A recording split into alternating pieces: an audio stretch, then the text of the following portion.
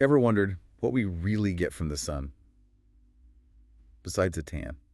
You know, we all know it's like the source of energy for life on Earth, but there's something more to it, Hmm. something hidden in plain sight. Oh, okay. And to uncover this secret, we're going to go on a deep dive into the arrow of time. Ooh, interesting. Yeah, The arrow of time. the arrow of time. That's a good one. It is a good one. So we've got interviews with people just like you, historical accounts, and even some cutting-edge research on black holes Yeah. and the Big Bang. Wow. Yeah, it might sound intimidating, but I promise by the end of this, you'll have a whole new perspective on energy, time, and maybe even life itself. Sounds exciting. Where do we begin? Okay? Well, our sources start by asking people what they think we get from the sun. Hmm. And the answers are pretty much what you'd expect, Okay. like heat, light, vitamin D. You know, the basics. Yeah, the basics. Right. But then they ask a really interesting question. Okay. How much energy does the Earth radiate back into space? Oh, that's a good question. I bet most people probably figured it's less than what we receive. Like we're using some of it up. That's exactly what most people thought. Uh-huh. But here's the thing. The Earth actually radiates back the same amount of energy it receives from the sun. What? Really? So if we're not getting more energy, what are we getting? That is the million-dollar question. Yeah. And to answer that, we need to travel back in time to 19th century France. Okay. Think cobblestone streets, gas lamps, and the rumble of early industrial machinery. I love it. Setting the scene. A good historical backdrop. Right, so picture this. The year is 1813, and France is embroiled in the Napoleonic Wars. Okay. Enter Sadi Carnot, a brilliant young engineer with a passion for science and a desire to help his nation. He was fascinated by steam engines, Ah, steam the engine. cutting-edge technology of the time. But France was lagging behind other countries, especially Britain, in their development. Ah, so there was a bit of national pride fueling the scientific quest, huh? Absolutely. Yeah. Carnot was driven to understand the fundamental limits of how efficiently you could convert heat into work. Basically, he wanted to build a better steam engine.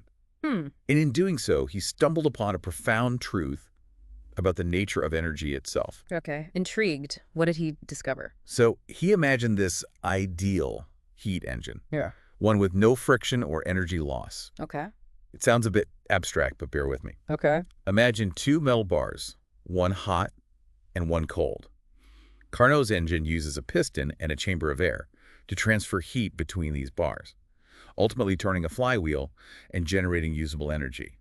The key is this ideal engine is completely reversible. Reversible. So you could run it backward and everything would go back to exactly how it was. Precisely. Okay. So you might think this means the efficiency would be 100% right. Uh-huh. No friction, no energy loss, all the heat should be converted into work. But that's not the case. Interesting. Even in Carnot's perfect engine, there's a catch. Okay, now I'm really curious. What's the catch? To complete the cycle and return the piston to its original position, you have to dump some heat into the cold bar. Not all the energy can stay in the flywheel. Some of it inevitably spreads out. Carnot discovered that even a perfect engine can't be 100% efficient. Wow. Yeah. And so even in this idealized scenario, some energy becomes less usable, less concentrated. This sounds a lot like entropy, right? It does. Yeah. You got it. Yeah. Decades after Carnot, Rudolf Clausius builds upon his work and coined the term entropy. Okay. To describe this tendency of energy to spread out, it's often explained as disorder, Uh-huh. which kind of makes sense. But our sources suggest a more helpful way to think about it. Okay, I'm all ears. How should we think about entropy? Okay, they emphasize thinking of entropy as the spread of energy. Okay. It's about how concentrated or dispersed energy is. Okay. The more spread out the energy, the higher the entropy. Makes sense. And this leads to the famous second law of thermodynamics. Ooh, the second law. Yeah, entropy always increases in a closed system. So basically, things naturally tend to go from order to disorder, Mm. from hot to cold, from concentrated to dispersed. Yeah. It's like watching a hot cup of coffee cooling down, Yeah. or a messy room somehow getting even messier. Yes. It's happening all around us constantly. It is. It's happening on a cosmic scale. Yeah. But we'll get to that later. Okay. For now, let's try to understand why entropy increases.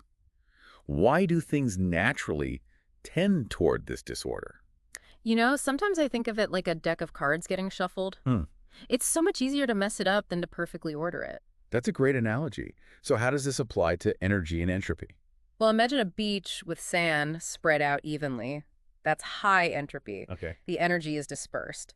But if you could somehow gather all that sand into a single perfectly sculpted sandcastle. Hmm. That would be incredibly low entropy, Okay. a highly ordered state.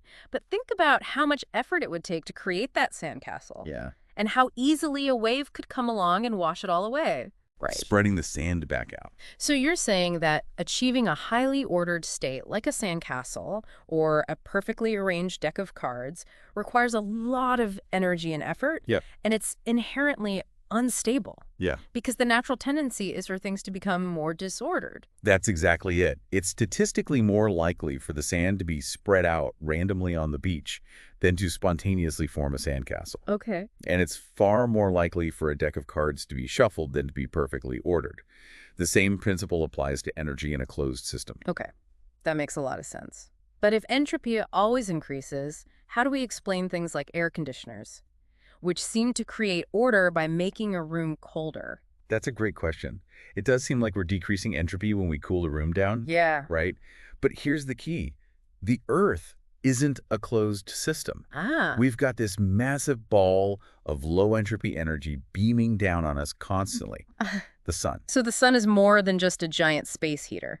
It's the ultimate source of low entropy, the driving force behind all the complexity and life we see on Earth. Exactly. And that decrease in entropy within our air-conditioned room is more than offset by the increase in entropy elsewhere. Okay. Like at the power plant generating the electricity, the bigger picture is always an increase in entropy. But locally, we can have these pockets of decreasing entropy, like life itself, as long as there's this source of low entropy energy driving it. So the sun isn't just giving us warmth and light. It's providing the very foundation for complexity and life itself. It is. It's more than just energy. It's low entropy we're getting. Yeah, it's pretty amazing, right? It is pretty amazing. But if you think that's mind-blowing, wait till you hear where this story goes next. Oh, I can't wait. This is already getting me hooked. Well, hold on tight. In part 2, we'll trace this story all the way back to the origin of the universe and explore the mind-boggling role of black holes in this cosmic dance of entropy. Wow. Yeah. Can't wait. This is going to be good. Welcome back. Before we went on to the next part of our deep dive, we were talking about how the sun is the ultimate source of low entropy for us here on Earth, driving all this complexity in life itself. Yeah, it's about to get even wilder. Okay. Because what's so fascinating is this story goes all the way back to the origin of the universe. Oh, wow. If entropy is always increasing now, it means that it must have been much lower in the past. Okay. And we're talking about the Big Bang here. The Big Bang, that ultra-dense, super hot soup of particles. Yeah. But wait, wouldn't that be considered high entropy? I mean, it sounds pretty disordered to me. That's what I thought too. It seems counterintuitive, right? Yeah. But you have to factor in something else. Gravity. Gravity. The ultimate force of attraction, the architect of the cosmos. Exactly. Think about it. Having all that matter spread out evenly right after the Big Bang, like a perfectly smooth cosmic soup, is actually incredibly unlikely. From a gravitational perspective, gravity wants to pull things together to create clumps and clusters. So you're saying that the initial low entropy of the Big Bang wasn't about things being neat or organized in the way we usually think about it? It was actually locked up in the potential energy of all that matter being spread out. Okay. It's like stretching a rubber band. Okay. You're storing energy that can be released. Oh, okay. So as gravity pulled things together, forming stars, galaxies, and eventually planets, that potential energy was converted into kinetic energy and heat, increasing entropy all along the way. Ah, I see. So the structure of the universe, the stars, the galaxies, and even us are all results of this initial low entropy and its journey towards equilibrium. Exactly. Yeah. It's mind-blowing to think that the birth of stars and the swirling of galaxies are just entropy doing its thing on a cosmic scale. It really is. It's a reminder that we're all a part of this grand cosmic dance. This flow of energy and entropy that's been happening since the very beginning. Yeah. But you know what else plays a fascinating and perhaps unexpected role in this story? Oh, do tell. I'm on the edge of my seat here. Black holes. Black holes, those all-consuming monsters of the universe. What do they have to do with entropy? Well, back in the 1970s, physicist Jacob Bekenstein proposed this kind of radical idea that black holes have entropy proportional to their surface area. Hold on. Black holes having entropy. Didn't a lot of scientists think that was completely absurd at the time? They did. You see, if black holes have entropy, it means they must also have a temperature. Okay. And if they have a temperature, they should emit radiation, right? Uh-huh. That would mean they aren't truly black. So it was a pretty controversial idea. It was. So who stepped up to try and disprove Bekenstein? None other than Stephen Hawking. Wow. But here's the twist. In trying to prove Bekenstein wrong, Hawking ended up proving him right. Oh, wow. Through his calculations, he discovered that black holes do indeed emit radiation, now known as Hawking radiation, Okay. and they do have a temperature. So Bekenstein was right.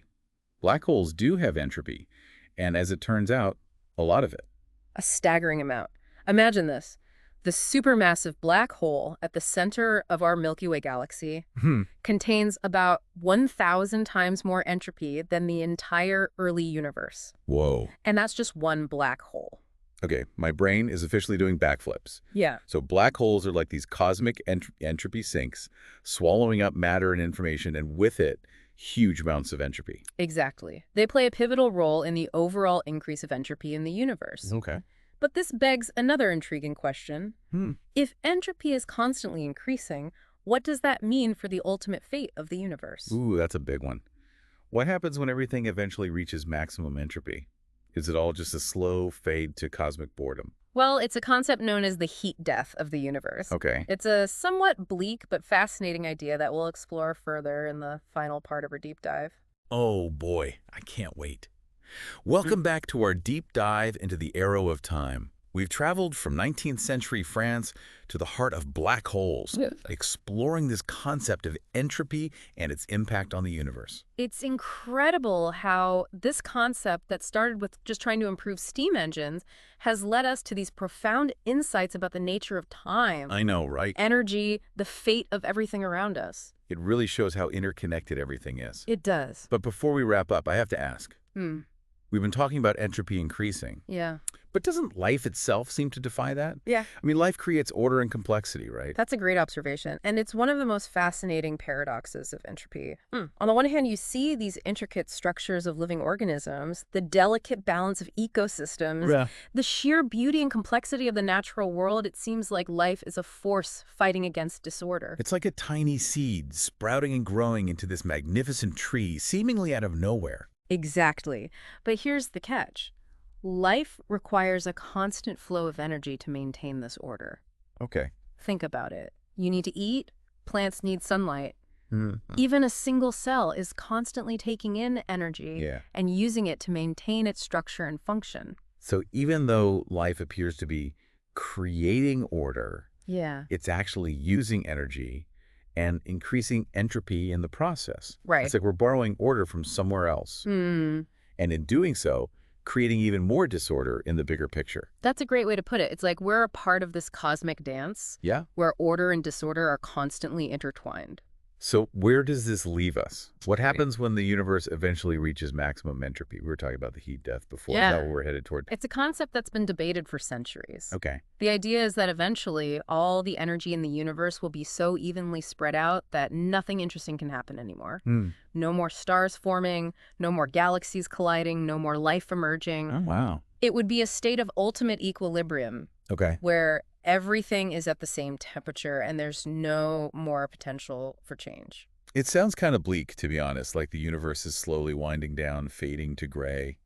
It does have a bit of a bleakness to it. But wouldn't it take like an incredibly long time for that to happen? Oh, absolutely. We're talking about time scales that are almost impossible to grasp.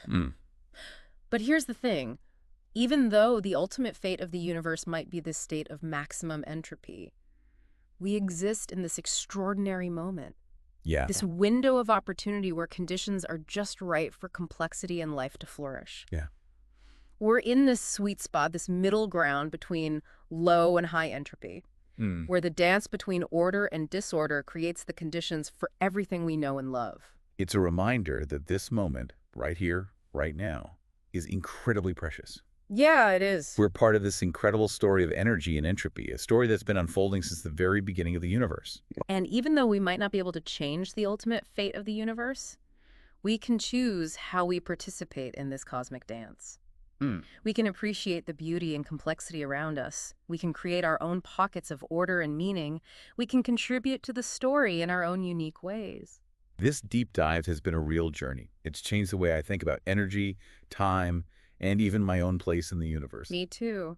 It's a reminder that there's always more to learn, more to explore, and more to discover about the universe and our place within it. Well said. And on that note, we've reached the end of our deep dive into the arrow of time. Oh, We hope you enjoyed the journey as much as we did. yeah, it's been great. Keep questioning, keep exploring, and keep diving deep into the wonders of the universe.